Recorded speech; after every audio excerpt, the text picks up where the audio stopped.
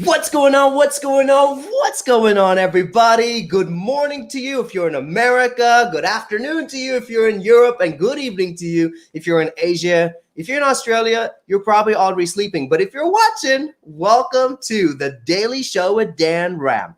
I am DanRam, and this is Daily. It is now episode number 18. Honestly, when I began this, I never thought that I would have the caliber of speakers that we've been having, including the legend that is on the show today. I honestly never thought it would reach so many different people. I just want to say I'm grateful. And I hope that this next 30 minutes, like the previous 30 minutes every single day that we've been doing, brings a little bit of joy, a little bit of hope, a little bit of happiness, and hopefully some insights to engage with this world.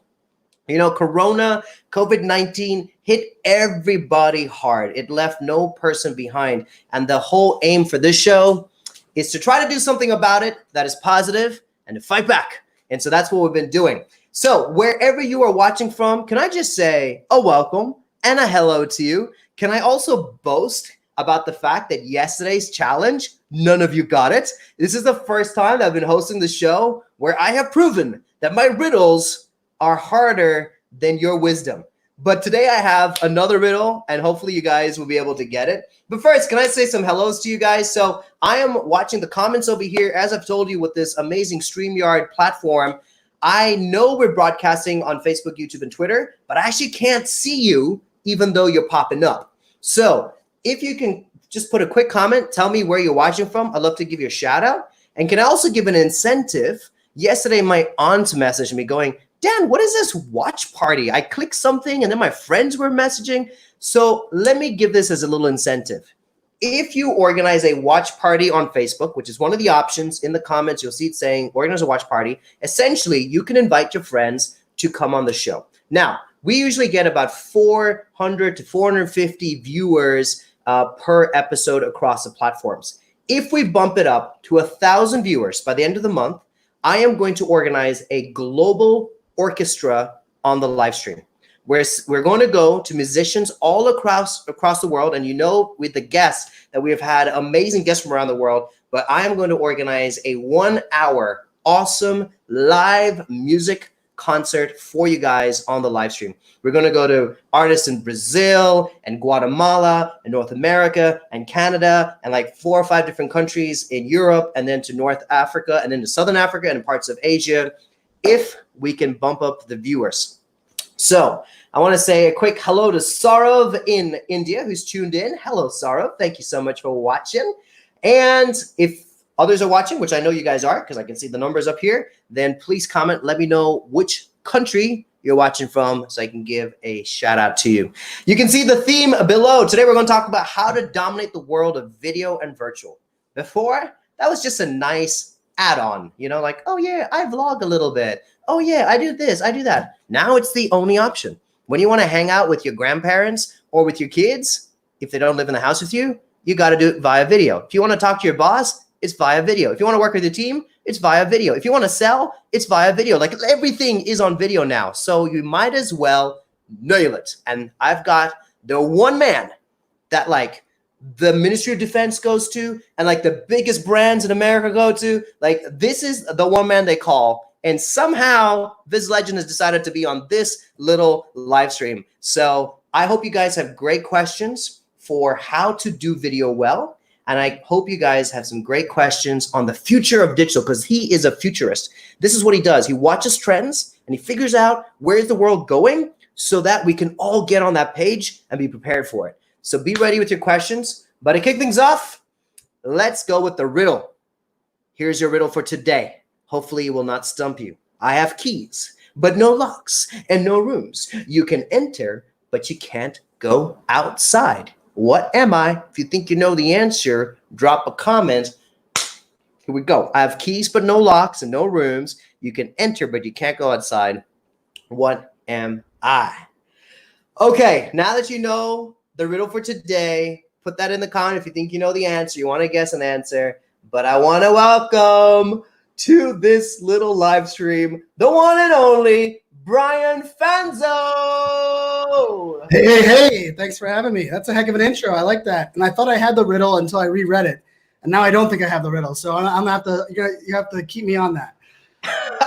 I had a really hard one yesterday. So yesterday we had Jeff Hoffman, and I don't know if you know this guy. He's behind Priceline, Ubid, and amazing guy. And he was telling me backstage, he's like, I don't know this riddle. And I was like, but you're like one of the smartest people. So I'm going to put you on the spot. Guess the next 3 letters of the sequence. O, T, T, F, F, S, S. What is the next 3 letters?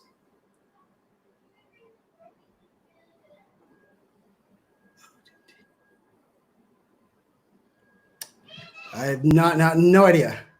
All right. I'm going to tell you after the show if you behave. All right. So, behave. Uh-oh. That's trouble.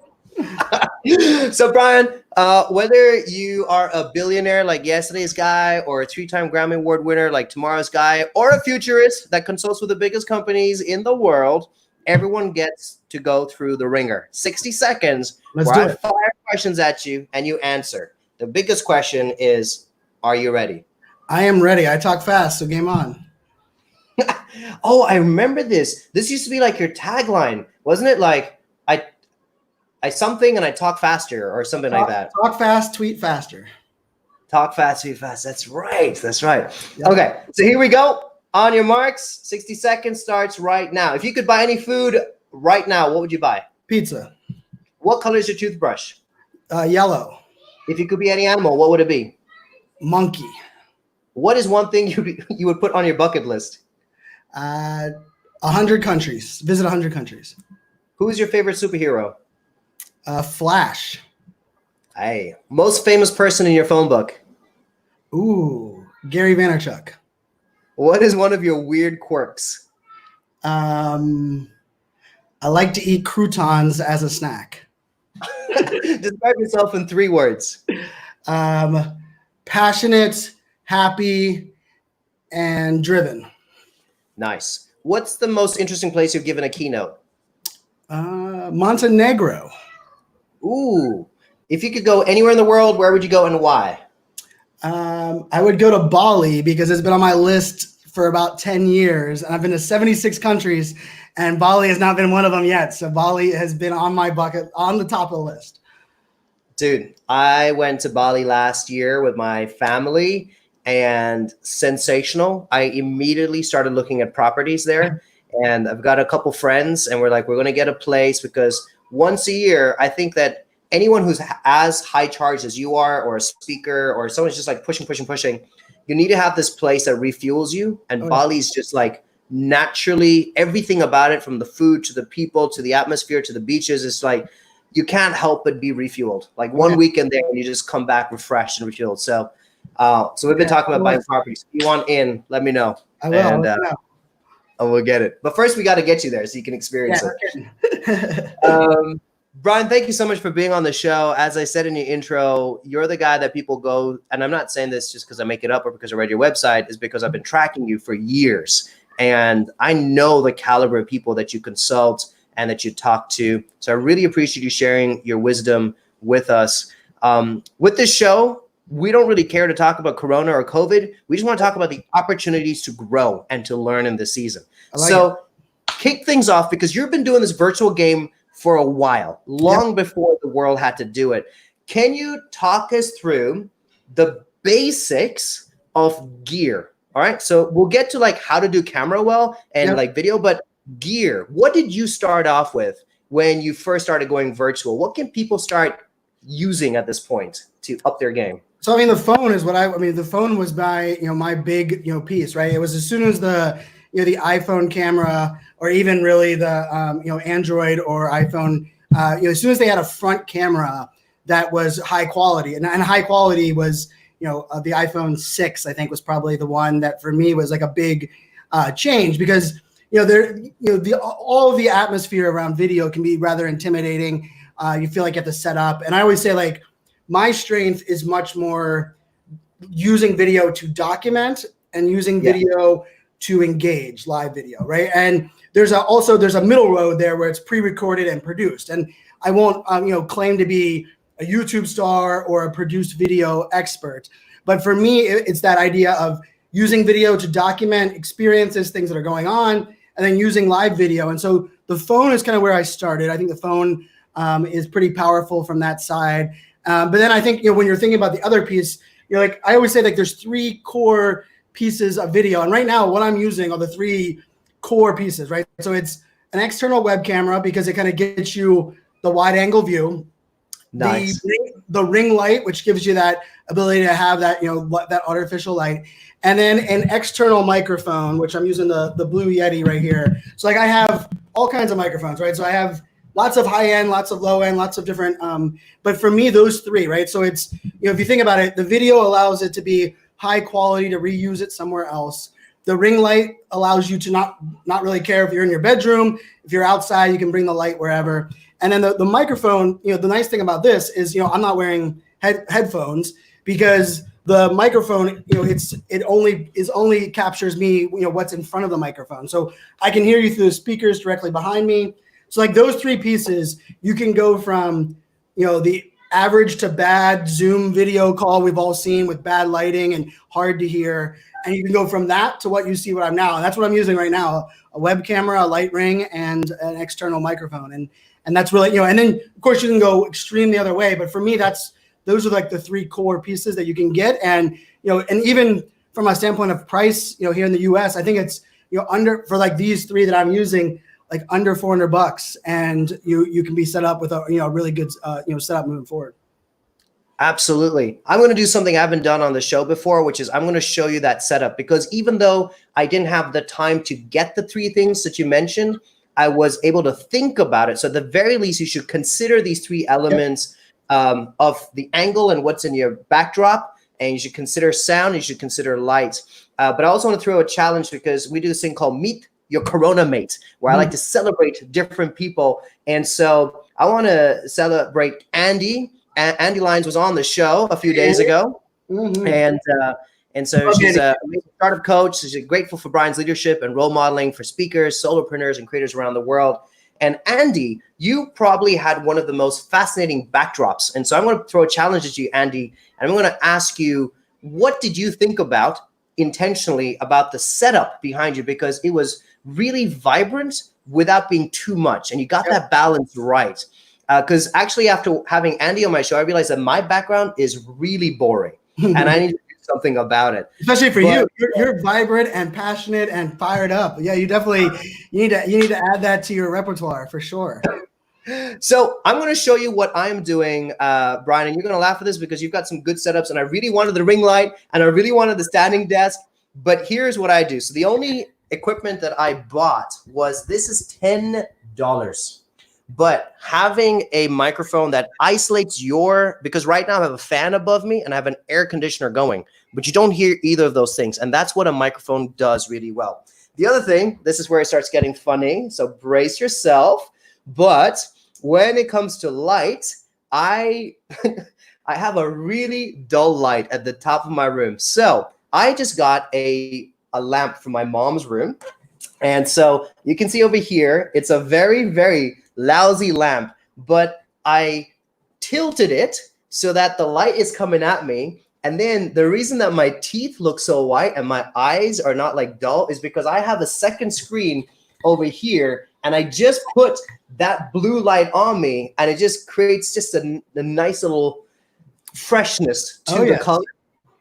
And then, I don't know if you'll talk about this, Brian, probably about like angles and stuff, but I watched a YouTube video, and basically they said you should have the camera at eye level or higher, and you've got like a downward, which is just another view. But the one thing you should not do, which is what I'd say 90% of people do, is looking down. Right?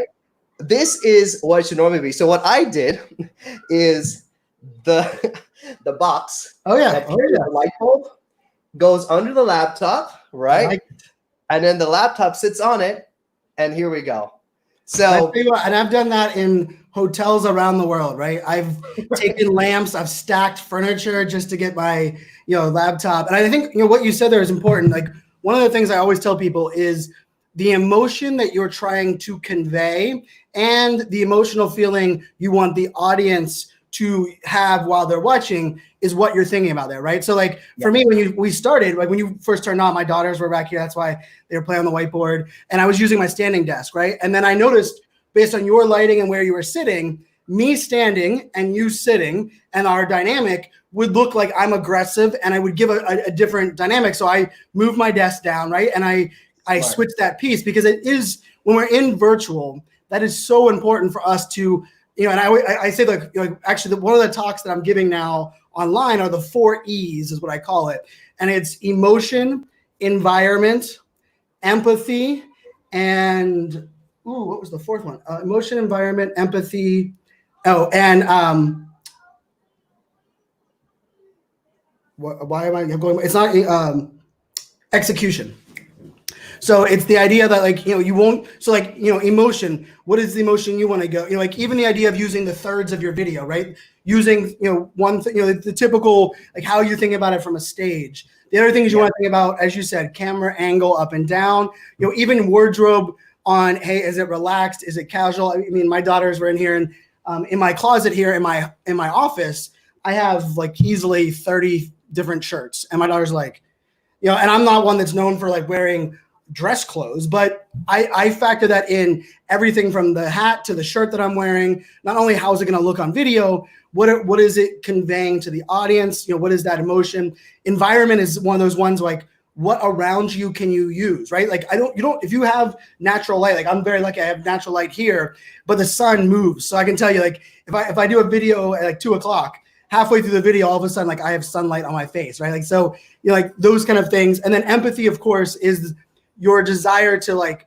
not only understand where other people are coming from in a video, but you have to think about it from how are they consuming it, right? So we're doing this on Facebook Live, and, you know, a mass majority of that audience is doing it, watching on their desktop or their, you know, laptop, compared to if you're on Instagram Live, every 99.9% of people are watching it on their mobile phone.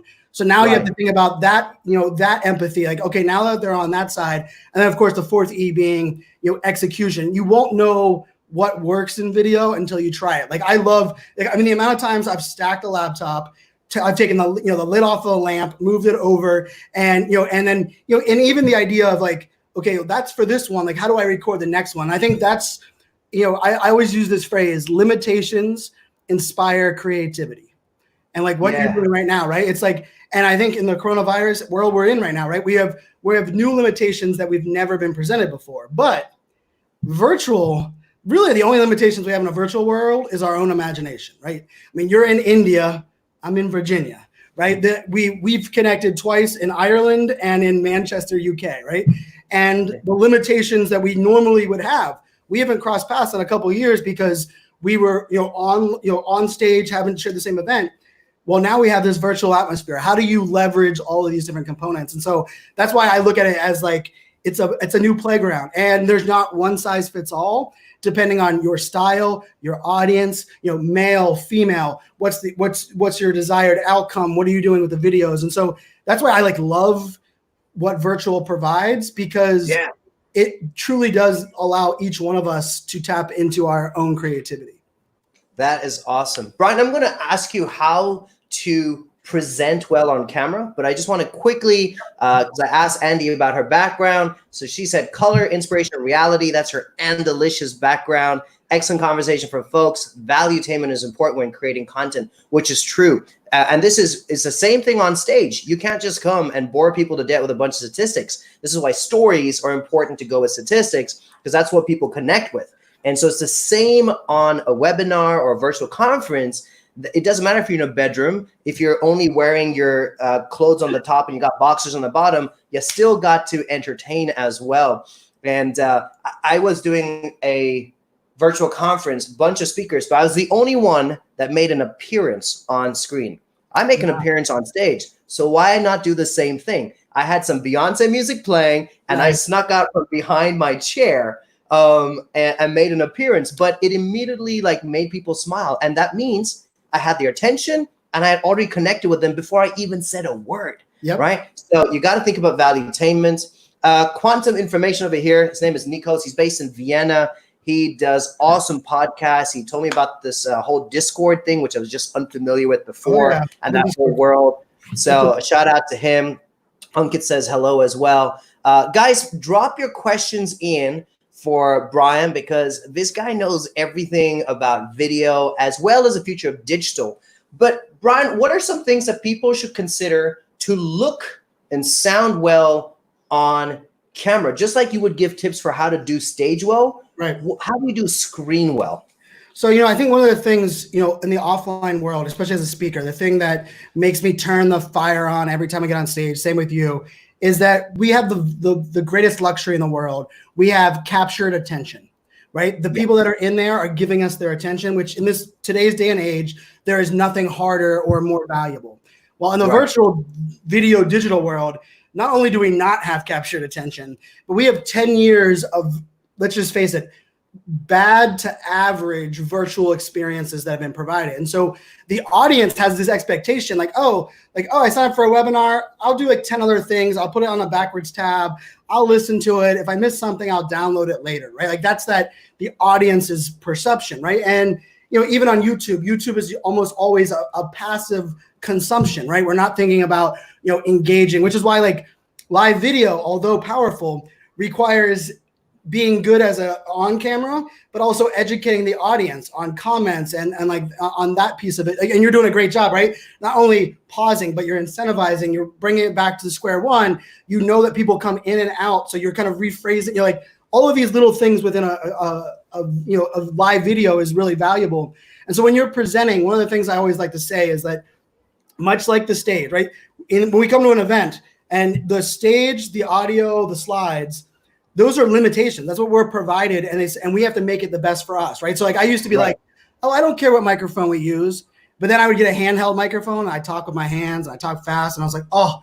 So eventually I was like, oh, I'm not being a diva by requiring either an over ear or lav. It's setting me up to deliver the best value I can. Right. So my number one tip is actually had nothing to do with technology, nothing to do. It's setting up your environment and leveraging the technology that lets you be the best you can be. So recently, about 18 months ago, I turned down every paid webinar that didn't allow me to be on video. And I can tell you, I needed the money, so it's not like it wasn't. But for me, I knew, like, and they would say it's the platform. I'm like, oh, what platform are you using? Let me reach out to the platform. I know a lot of them, and let me see if I can get it enabled for your session. Because for me and the brand, and you know this well, like it's that idea of like setting yourself up for success, right? And so that's a big piece of it. Another piece of it is making sure that the environment that you use gives you the right momentum and the right way of doing it. Like one of my really good friends, Mike Ganino, I'll give a shout out to Mike. Mike does, like, he'll sing and he'll start a conversation with his friend that he's picturing behind the camera before he ever goes live or hits record. And so all of a sudden he's in like this deep conversation, and then he hits record, and it allows him to think conversationally, not talking to a camera, right? Like, so it's that idea of, and for some people, that's one of the biggest mistakes. And we talked about this a little bit beforehand. Like I learned early on, most great YouTubers are not great on stage. And you're like, wow, you're great, you're passionate, you're great. But also there's lots of amazing speakers that are not great on video. And I think, there's lots of variables that go into it, like no live audience, you start overthinking the camera. But I think one of the biggest ones is that when we switch to virtual, we almost become programmatic. We almost go, okay, well, it's a camera and I have 30 minutes and I'm going to talk and I have slides. And every time, and I've made this commitment that I will not use standard slides on screen side by side in this entire year, right? So like I can use them picture in picture, but for me, one of the things you're thinking about is the limitation of a slide was because we presented offline, or the platforms were a full screen slide, right? Where it didn't have us on camera. Well, now if we think about it, how do we capture that attention of that disconnected user? Not only do we have to be creative, but we have to use that entire screen to our best advantage, right? So I've been using a tool called Prezi Video recently to overlay, a transparent 3D graphic. So rather than, I took my slides and I just took the graphics off of it and I put them next to me on the screen, rather than having a full slide that has a background, right? Taking that away. And so those are some of the things to think about. And I think one of the other ones is, just like the on stage. But here's the cool thing: like to be a great speaker, be a great host and MC, you need your reps. You need to get on stage. You need stages generate stages. Speakers get you speaking gigs. Right? It's that whole like in video. It is the same. You are not going to be comfortable first video, the second video, your 100th video. You're going to look back at your 10th and be like, what did I do? Like I've done over 3,600 live streams since 2014. 3,600, right? And I can tell you, you look back 18 months ago, and I'm like, why was I using that lighting? Like, why was I moving in and out when it wasn't? And so like those are, it's one of those things that the more you, that's why that fourth E is execution, because the more you try it out, the more you practice. And I always tell people, if you want to start on video and it intimidates you, start by doing 5 FaceTimes or Zooms or Skype calls with your friends. Just get used to seeing your own face on camera. That's the best place. Don't worry about where is it going to be, what live platform I'm going to use, because at first you just got to get used to seeing yourself, right? And I will tell you, this is a little secret into like my background. Like for my client videos, I use the phrase perfection's a fairy tale. But when I'm doing a video for my client, I will often like spend so much time on production that it almost takes away the value. And because of that, I would send my video to my team and say, can you edit this and let me know if it's any good? I don't want to watch it. And so for a lot of the video content I've created, I've never watched myself back because I'm like, Brian, you're talking with your hands too much. Brian, slow down. Like you didn't give the other person to talk. Like, Brian, why are you? And like, you get into this piece. And so even me, who's done 3,600 live streams and numerous video pieces, for me, it's like, okay, for this part, I'm not going to watch myself. Like yesterday, I recorded 6 videos. I sent 3 of them to Bree on my team. I was like, let me know if they're any good. Like, if you want me to redo them, let me know. And you have to have people around you that gives you like honest feedback. But yeah, that's where the phrase that I'm probably most known for, press the damn button, right? Press the damn button came from a simple phrase that I would get people motivated and fired up to do video. They would all get excited that they're going to tell their story. And then they would come back to me a year later and be like, so I was going to do video and then my hair wasn't done. So then I waited to get my hair done. And then when I got my hair done, I didn't have the right lighting. So then I went and got the right lighting. And then I realized I needed a new camera. And then I needed a new camera. Then I realized I wasn't sure what I was going to say. And then all of a sudden they come back and like, Brian, you motivated, you inspired me. And I think this year I'm going to do it. And I got frustrated. And I just said, just for the love of God, just please press the damn button.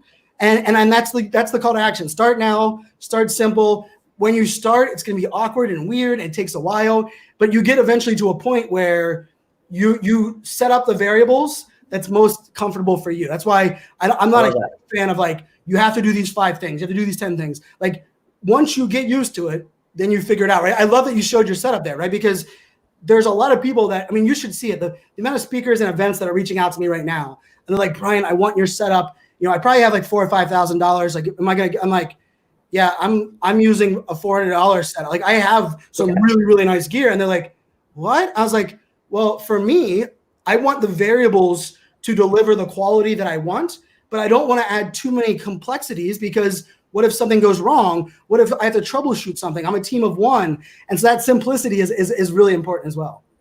That's good, man. That's some solid advice. And I like that you shared practically what you need to do about like empathy and execution, and even just like your setup. But ultimately, you won't get any of that unless you press the button and just begin. As David is quoting me, start now, start simple, which is exactly it. You just got to begin.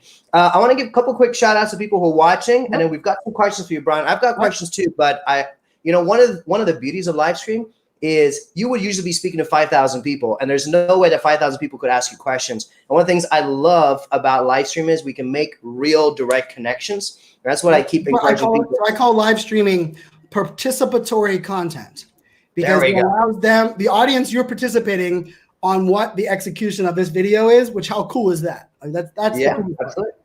So Kristen is saying hello from Singapore. Brian was telling me backstage that there's a chance he might be in Singapore later this year. So keep following Brian, which by the way, you can find at brianfanzo.com. I'll put that website down after this. But Kristen's in Singapore. She says hello. Quincy is watching from Lusaka, Zambia. So thank you so much for watching. Cormac is watching in Ireland. He is a vlogger and a content creator.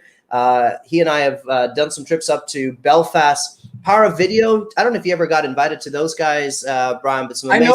I know them well. I haven't been a part of that event, but I know them well. That's a pretty cool team over there. Yeah. So we got a couple questions. If you can give some quick answers, Brian, to these. So Nico says, is it worth adding video if you just have audio only podcast? So podcasting is my favorite medium of all mediums. It's the most intimate content platform there is because when we're on video, we decide what the consumer has to visualize our story. In podcasting, much like reading a book, like when you read a book, every movie made of a book sucks, right? Because when you're reading the book, you decide what the castle looks like. You decide what the story is. Well, then they make it into a movie and they didn't make it the same as you. And so podcasting is the same way. But I will tell you, marketing a podcast is the hardest thing to do because you discover a podcast from a fellow podcaster. And so what I do and what I've done on my podcast, and I will say I paused my podcast March 10th. It's called Fear of Missing Out, FOMO fans. And I believed with COVID, there's plenty of fear going on. So I kind of just took the podcast and paused it for a little bit. But I do love the idea of using video to show behind the scenes or give a little taste because Instagram, like an Instagram clip, 1 minute clip of you recording your video, great way to do it. Or if you're not comfortable with that during it, as soon as you're done hitting record of your podcast, grab the video and do a quick recap of it with a video, holding a video, because you still have that passion, you have that fire. So video is great to kind of bridge the gap. And I do kind of think of it as a perfect kind of segue, especially for podcasting.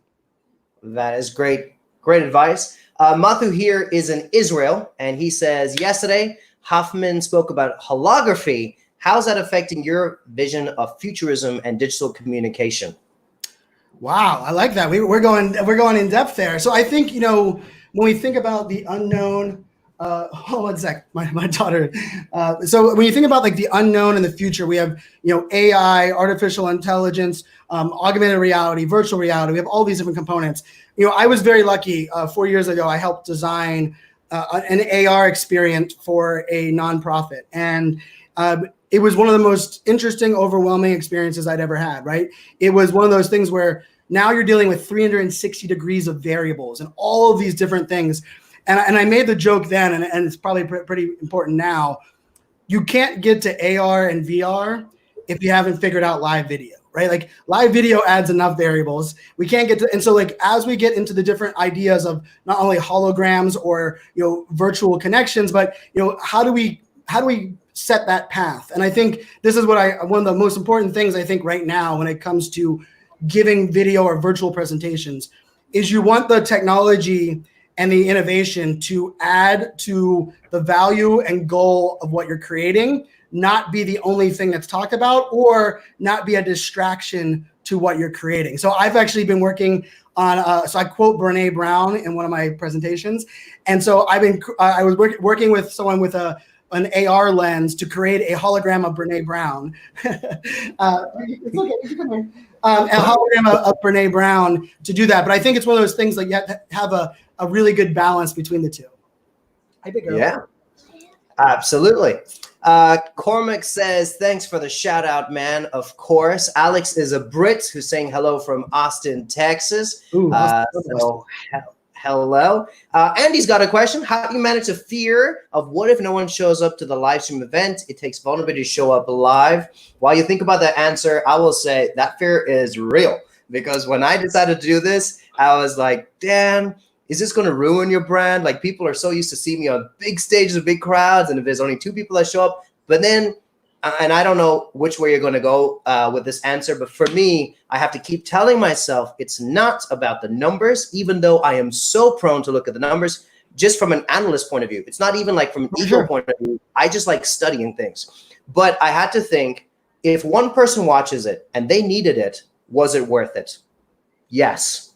Then that's enough, right? And that's really hard to do that because even on like Instagram stories, I'm watching how many views are coming in, not like daily, not obsessively, but I want to know what content is interesting. What do people want from me, right? Because it is only a version of myself that I'm sharing online. So I want it to be the version that people need and desire and are excited about.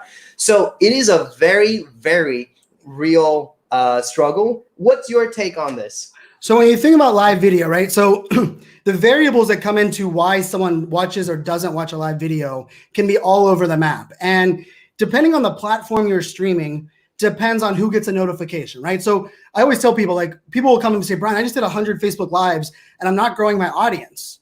And I'm like, well, you're not going to grow your audience on Facebook Live going live, because the only people that are aware of a Facebook Live are the people that already like your page, right? So like the number one way to grow a live stream is an email newsletter.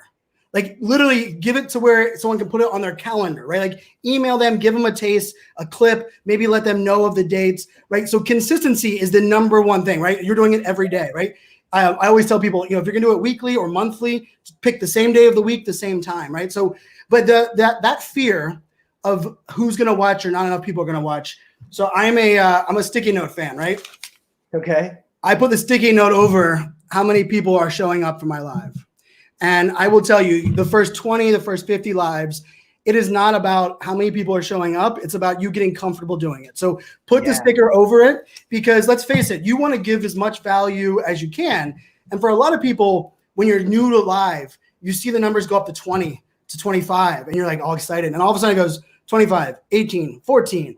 And you get this like emotion. Now, when you get used to live video, you can start to be like, oh, well, maybe I'm drowning on, or say something like, hey, right now is a great time to share this broadcast out. And for those that are just jumping in, feel free to jump in here and share this out. Like, kind of get used to that. But when you're starting, that number can be really intimidating. So I always recommend put a sticky note over it. Let's not worry about it. And then as you're getting used to it, start getting creative with the marketing of it, letting people know where and when. Start thinking about the time that you're doing it on each platform. And then ultimately, the other thing that I think we often forget is just because it's live doesn't mean you can't be strategic. And just because it's live doesn't mean it doesn't have production value afterwards. And so one of my tips that I tell everybody is, before you hit record, the thing you should think about is, what do I plan on doing with this video after it's live? And it might be nothing, right? It might be like, oh, I'm going to see if people are going to watch it on Facebook. Or it could be, man, I really hope there's a good 3-minute clip that I can include in a blog post, or I can make into a LinkedIn video. Because if you think about that ahead of time, then it's not like, oh, no one watched live, it was a waste of my time. And I can tell you, I've had lives, when I first started live, one of the first ones I ever did happened to be when Meerkat had come out. I was in Barcelona, had done a couple lives there. I flew back to Austin, Texas for South by Southwest. And I had 12,000 people watching me on Meerkat, riding in an Uber, telling them what I was going to be doing at South by Southwest. One of those weird moments, right? And then I've helped launch some big brands on the live video with hundreds of thousands of people watching. But I've also had some of those really moving moments where people are able to engage at that, one-to-one level, 4 or 5 people. And I think this is a mistake that we've made in the virtual digital world for far too long. If I would have told you 10 years ago, before virtual, before social media, before digital, that you could reach one new customer every single day, 365 days a year, would you have signed up for it? Heck yeah. Everyone would have been like, a new customer every day? But for whatever reason, we went digital and was like, we need to go viral. I need 1 million people to see it. Right. And I will tell you, I don't think of it that way at all. And I'm a numbers guy, and I'll be like, ooh, what do I need to tweak? But for me, it's not about how many, but who are the right people and how do I get it in front of them, right? And if you can get the content in front of the right people, that's the hard part. The easy part, randomly enough, is creating the content. The hard part is getting it in front of the right people at the right time.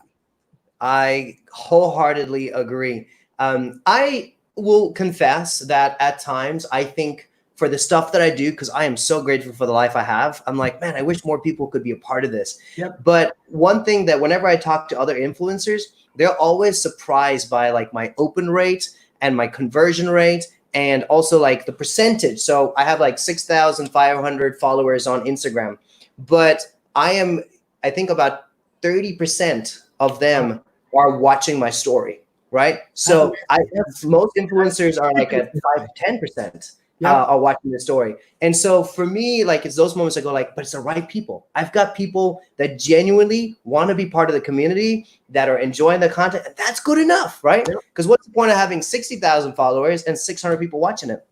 And so I completely agree. It's about getting it in front of the right people, for sure. And David here is asking, what are creative ways to market a live stream? And I want to give a quick shout out to David, because this last weekend, I did a piece about 15 ways to make money while at home, just because a lot of people in my community were really struggling financially. And David was so good to turn that into a blog post, because I don't have live streaming on LinkedIn yet. I've begged LinkedIn for live streaming access and they haven't given it to me yet. But that would be a nice way to target a group of people that are completely unaware of live streaming through a blog, because they're used to seeing blogs there. But what are other things that people can do with any content piece, whether it's a live stream or a story or I think in today's day and age, you have to go to where your audience is, not expect them to come to you. And so what I mean by that is, on each network, you have to figure out, okay, how can I talk about this in their way, right? So Instagram stories, it's not about just posting a standard image that says, this is when I'm going live. It's giving them a taste, right? Behind the scenes, maybe before you're going live. Hey guys, we're about to talk about these 3 things. Like, I would love to hear your comments, right? Like, so my number one tip for really marketing anything that is live or requires people to, commit to something, is give them access to you and access to what you want them to experience. So like I think email newsletter is great for this, but don't just say, go watch me on Facebook Live, because there's a lot of people like, oh God, another Facebook Live. Rather than that, say, hey, by the way, just so you guys know, I have a 3-time Grammy Award winner that is coming on my show tomorrow. And I have 2 of these things I found out about her that I was amazed. Have you ever had a chance to ask a question of a Grammy Award winner? If you haven't and you want to, join me tomorrow at 1 p.m. Here's the link. If you think about that part of it, it completely changes the experience and the narrative. And then the other part of it is, giving people a taste either before, during, or after, right? So like one of the things that I love to do with virtual events is, at the end of day 1, I'll go live and recap the day. I won't market it. I won't sell what I'm doing. And you'll be amazed. The amount of comments like, how can I go watch the replay? Can I sign up for tomorrow? Can I buy tickets?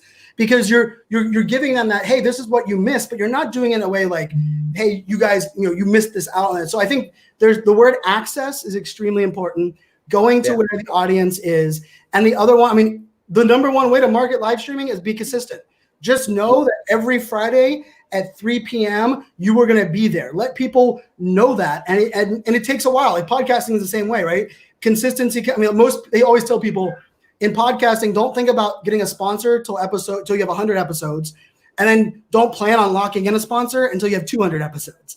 And it's not because they don't think you're good at content, but it's because podcasting is one of those mediums that it takes a while to grow that momentum, and it's all about consistency. So that's where I would go with live streaming. And I mean, I'm such a big fan of it, but you have to be creative. I could talk to you for hours. You are such a wealth of wisdom and knowledge, and I can see why everyone's coming to you for advice.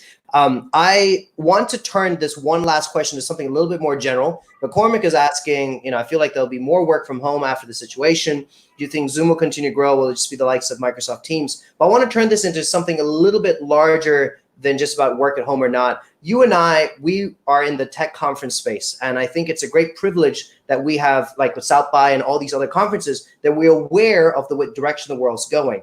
I think with Corona, what people are now aware is that the limits and the opportunities of digital. It was conversation and it was experimentation and it was something with a few people in the tech world. And now the whole world is understanding the limits of technology and the opportunities of technology. If you were to take it really wide, digital futurist hat, what are some industries that you think are going to be born out of this? What are some areas that you think, man, if you are into learning and positioning yourself for the future, these are areas you should be watching, reading, accumulating knowledge in?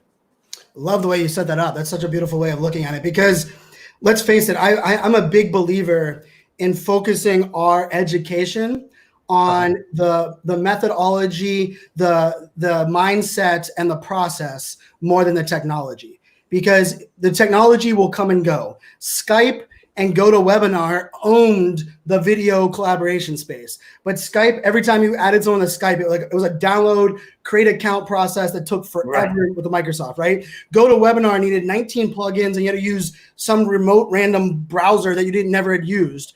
All of a sudden, Zoom was like, send them this link, have them click enable, and you're good, right? Keep it simple, stupid. But if you were, and I made this mistake with Meerkat. When Meerkat came out, I focused all on Meerkat. It lasted 1 year. Like I still have more followers on Meerkat than I do in all my social networks combined.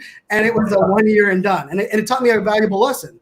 You don't build a following on a social network. You build a community that will follow you where you go. Yeah. And that's such a different mindset. And so when I look at this from a technology innovation, where things are going to be born, one of the things that we've struggled in the virtual space, and it's why email still exists, it's why chat clients exist, is that we have to start breaking down the difference between sending a message, having a conversation, talking with our audience versus talking at, and really discussing how all of these things come into account, right? And so one of the big things I look at is the disruption level of the communication methodology that you're using, right? If I hate calling people, and people are like, oh, it's because you're a millennial. Like, no, for me, if I'm calling you, what I'm telling you is whatever you are doing at this moment, you must stop, because what I am more important than what you are doing, even though I have no idea what you're doing because I can't see you. Right. And I tell you to pick up your phone and stop what you're doing, right? That's how I looked at it. So if I call you, I can promise you it's something important enough that I think it's at that level. And in this world, if we think about it from like video, like I love inspiring people to do video. And I made a joke that some of the people I've inspired, I need to flip the other way and say like, please don't press the button. Because like if you're sending like a video email that says, thank you for replying, or I'll look into that, you're telling someone, stop what they're doing, put headphones in, and then you have something that could be written in text. And so I look at this, in the emoji world. TikTok is a great example of this. We have to start looking at it and saying, how does our communication variables change? And then also, what does it mean to be a creator? I never thought of myself as a creator at all. Live streaming for me, like as people started labeling me a live streamer, I got nominated for a couple of awards in the live streaming space. They're like, man, you're in like live stream. You're the live streaming guru. And I was like, no, live streaming was my preferred method of telling my story, because I'm someone that's raw, real, and I like to just go. And so when we think about all these things, like, I mean, I've interviewed 28 of like the biggest TikTokers that are out there. And I focus on like nurses, doctors, attorneys, a lot of people that you would never expect. And one of the common themes was I got on TikTok because I knew it was different. Then I realized there was people that looked like me that were on there, that were in my profession, and the algorithm kind of worked to my benefit. And then they would say, then I realized I could use someone else's audio and be on video, so video wasn't intimidating. And then once I did like 50 of like the dancing or the lip syncing, I realized I had confidence, I had something to share. And if you think about that, I mean, I'm so bullish on this. I truly do believe everyone has a story to tell. The limitation that we have is our confidence in doing so and finding our preferred medium to make it happen. And so it's not about Zoom or Microsoft Teams, because if you think about it, Zoom enables some pretty cool things, right? It allows you to do a one-to-many broadcast, a many-to-many broadcast, a many-to-one conversation, right? There's lots of different, and if you think about that, each one of them provide a different piece, right? Like if I'm going to have 4 people on a Zoom with me, the dynamic of the emotion in the conversation is completely different than me having to carry the entire video, right? And I will say this, I love Zoom because I do believe it's the gateway drug to get people comfortable on video, because like holding your phone and being like a talking head in public is awkward, weird, and takes a lot of time to get used to. Like I'm used to it now, but like even my daughters at first were like making fun of me, and now my daughters are pretty good at it, right? Like it's funny how it works. But like you need to figure out that like, we in this digital world, people can fake it till they make it. They can sell unicorns, rainbows. We've seen people get away with this for a long time.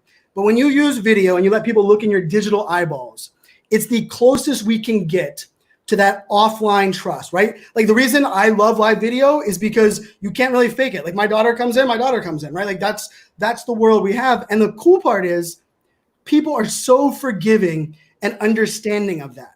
But we have a roadblock because we're like, it has to be perfect. And I have to control all the variables, right? And I messaged you before the show and I was like, hey, I got my daughters today. I'll be able to jump on. They're going to be hanging out, but they might show up. And you're like, hell yeah, bring them in. We're cool. It's all good, right? Like, and if you think about that, I managed expectations with you. So then I had no concern. Now, if I didn't tell you that and we were trying and all of a sudden my daughter walked in, it might throw me off. And so I think when we look at like where we're going, Zoom, all of these things, I think the industry, the thing that we're going to see, it's not about chat bots. It's not about video chat. It's not, like House Party is another great one. I've been studying Twitch now for many, many times. Twitch has the most powerful community there is. There is no better community than Twitch for gamers, right? Like, I mean, it is raw, real, push notifications. People change their calendar, don't go out with friends because it's that important to them to watch their friends play video games, right? And if it doesn't make sense to you, you have to come in with an open mind. But I think when we move forward, we have to start extracting the technology and start thinking about what is the vehicle for us to communicate, what are our desired outcomes. And Zoom made it simple. I mean, my daughter, my middle daughter, she was using Google Teams or Google Teams or Google Hangout. And she was like, Daddy, I can't believe I don't get the Zoom. And I was like, do you even know what Zoom is? Like, I mean, my account was in 2013. And she was like, no, but like, that's what everyone's using, right? And like, there's a momentum that comes in those kind of things. But if we look at it holistically, Zoom makes it simple to watch people, makes it simple to come on video. It makes it simple to get video in front of the right audience. Other platforms are going to come and go. We're going to see this evolve. Like, I mean, Google was the 42nd search engine that was ever invented. 42nd, right? And now we Google things, right? Like, there's 41 other ones that were like, hey, we're here. We're the early adopters. We're 42nd search engine was Google. And so I work really, I love tech. I love being a futurist, but I work way harder on understanding the psychology, the process, and the mindset than I do on training someone on being great with the functionality of Zoom. It's more like, hey, these are the things Zoom offers. What are the process for you and how can you leverage them? And so that's where I think if I had to get, like, that's the best advice I can give is really get used to, like, don't think about the platform or where the audience is at the beginning. Think about getting you in the right environment mindset, because the thing that I've been blessed with in the last 4 years is it doesn't matter the technology, it doesn't matter the medium. I am very comfortable. But I can tell you, when those early days when I was Meerkat and I was all in, I mean, I went so bad I went on Periscope to uninstall Periscope. And the CEO of the time, who's now one of the highest, Kayvon over there at Twitter, he's like, when I met him for the first time, he's like, just so you know, our entire team watched you uninstall and talk about what you didn't like about our platform.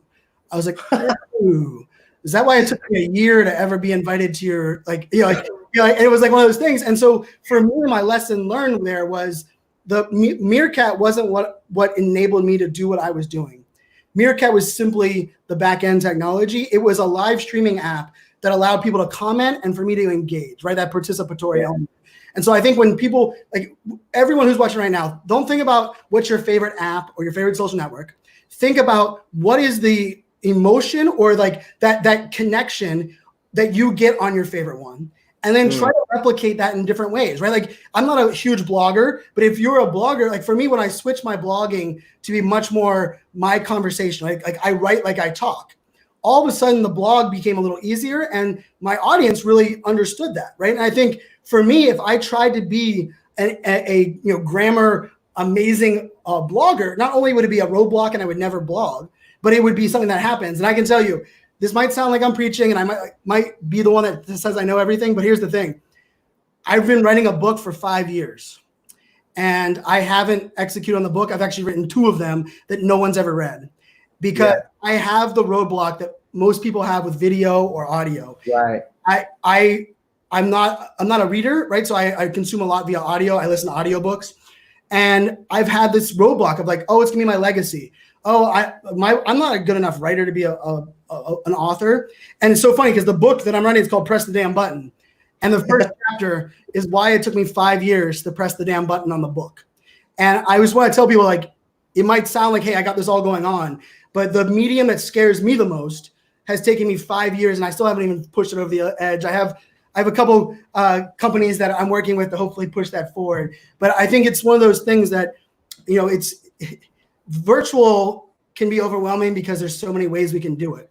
But if we take a step back and just think about those things that we're good at, like, I mean, when you and I connected, when we hit it off immediately, we have similar, energy matches, energy, passion for what we're doing, love for people. Like there's like that pieces that match, right? But like, that doesn't always mean that we are going to, connect on the same way on certain platforms, or, how we leverage certain ways. And part of it is like our comfort, our level, our desires, our goals. And so that's, to me, is so what's interesting is that, I think if people take a step back, and then the last one here is, I always think that when someone starts doing something new, they start thinking about like going to where their audience is, and they start thinking about all of like these like programmatic things. And I think that's wrong. I think the first place you have to do is you have to define what success looks like. Like, write it down. Like, and you can see I'm a big whiteboard, yellow paper. Write down and say, if a year from now, the most successful possibility I can see by doing this live streaming show is this. And then start working backwards. What are my goals? And then you'll get to a spot where you're like, okay, that's where I want to go. These are the goals. These are how I measure them. This is my desired audience. Okay, which platform should I do it, and how often should I do it? But if you start the other way and you're like, okay, I'm gonna go live on Facebook Live every single day. And then a year you come back to me and say, Brian, I'm not sure, like, hey, I'm doing these Facebook Lives, but it's not successful. And I'm like, well, what does success look like? And you're like, well, I would love 100 viewers. I was like, oh, you started the show to get 100 viewers live? And you're like, no, of course not. Right. So like it's that piece that start with success. And then that other, the flip part of that is you have to crawl, walk, run, right? Like that's why I said FaceTime to, a Zoom call with your friends to like, I even started, one of my favorite people on video, who's a big leader of mine. He was doing it to where on his like 50th video, he was doing it to a custom audience on Facebook because he was still not comfortable with everyone seeing it. So he'd pick like 30 of his favorite friends on Facebook and make it only enabled for them to see it.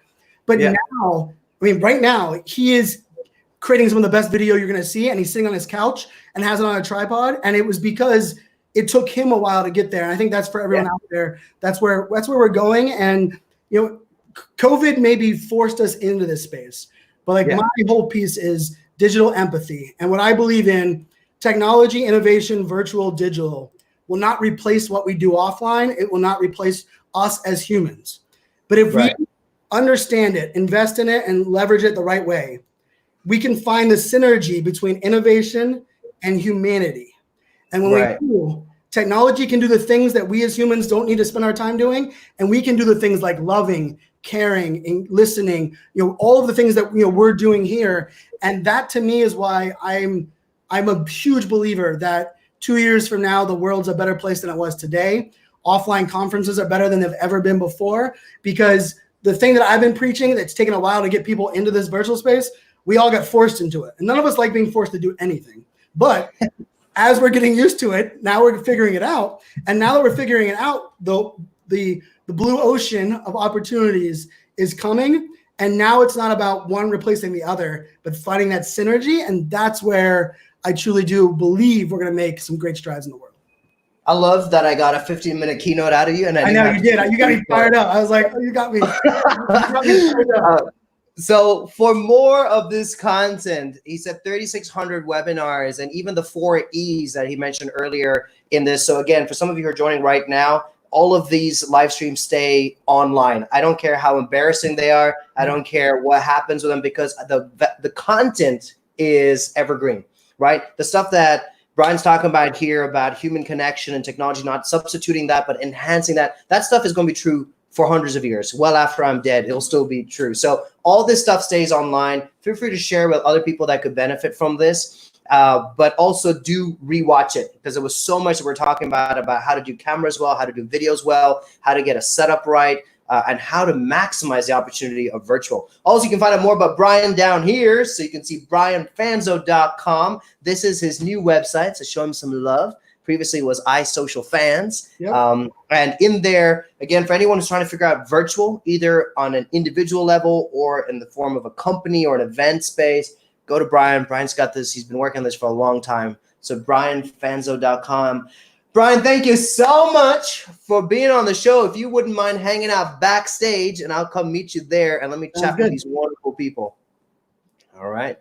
Cheers. So that was the one and only Brian Fanzo on the show. We have had quite the lineup this week. I am super excited to have the digital futurist that is Brian Fanzo. Again, if you're catching this right now, thank you for joining. Unfortunately, the live part of this is going to end, but the content is going to stick around. So do keep watching that.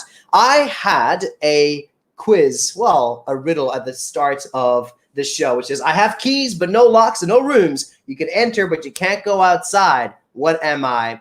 None of you got this, which is surprising. So this is now 2 days in a row that I've had a riddle that is a bit too difficult. I have keys, but no locks and rooms. You can enter, but you can't go outside. What am I? It's a keyboard. An enter key. It's got keys, but no locks and rooms. It's a keyboard. There you go. I also want to tell you about 2 ways that I can hopefully serve you beyond a live stream, right? All I'm trying to do with these live streams is connect dots. And so if we've created a marketplace, tiny.cc/DanRam marketplace, because I know there's lots of digital experts, podcasting experts, live streaming experts, web designers, engineers, teachers that are recently out of a job or have skills and have time and are trying to find ways to use that. Let us help you with that. So if you go to tiny.cc/DanRam marketplace, you can give a service or you can receive a service. So if you need help with something, so you've been thinking, oh, I really want to create a podcast. What do I do? We'll put it in there and we'll hook you up with someone who can help you with that. If you're like, I really wish I could work on my brand right now. I need someone to come up with a logo for me. Put that in there, tiny.cc/DanRam marketplace, and we'll connect you with that person. We're doing this totally for free. We just want to connect good people together. And the second thing is if you want help connecting with our past speakers or our future speakers, then go to tiny.cc/DanRam survey and we will connect you as appropriately as possible given your requests that are coming in.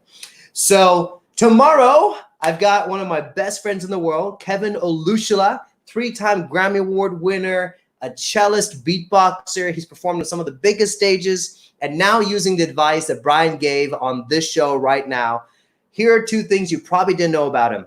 He absolutely loves God deeply. So even though he's really in the world of Hollywood and money and fame, he's got a very strong core in spirituality. And so if you have questions and you're curious about the intersection about, say, capitalism and spirituality, or how one can be spiritually grounded and still open to the world of creativity, do they counter each other or do they help each other? If you've got some questions on that, well, tomorrow you get to ask him directly because he'll be here just like Brian was, and he'll be answering your questions. Also, this guy, I coach him on his time management, morning routines, nighttime routines. How do you squeeze out the maximum of every day? So if you're curious how people who have really made it organize their time and how they use the same 24 hours that you have to achieve great results, then tomorrow will be a time to come prepared for that. So I'm taking Brian's advice and I'm telling you more than just the fact that he's a Grammy winner, but also some of the stuff we're going to be talking about. And if you want to ask those questions yourself, then come join us. Only one place. Today has been a longer show than normal because it's Brian and you can't put a time clock on him. And also his advice is just too good. It was my loss ending that live stream 3 minutes ago with him because he could have gone for another 2 hours and given us double, triple that value. But Brian's very available. He'll be happy to connect with you. In fact, he is commenting on different platforms right now. And so you can check out his YouTube link, which I've just posted on the screen over here, and see some of the content that he's creating. But can I just say to all of you lovely people who are watching on the Saturday nights, I know you have nowhere else to go and you can't leave your homes, but I do know that there are millions of channels and places you could be. And so from the bottom of my heart, I want to say thank you for joining me for the last hour. It's meant a lot. And I cannot wait for this crazy Corona to end so we can go back to having teas and coffees and events and hangouts, but hopefully also continue some of this online engagement because this is fun and I hope you're enjoying it too. I am here for you guys. If I can help in any way, please let me know. I always end the show by saying, today's a gift. Don't be afraid to start now. Start simple. We'll see you tomorrow. Goodbye.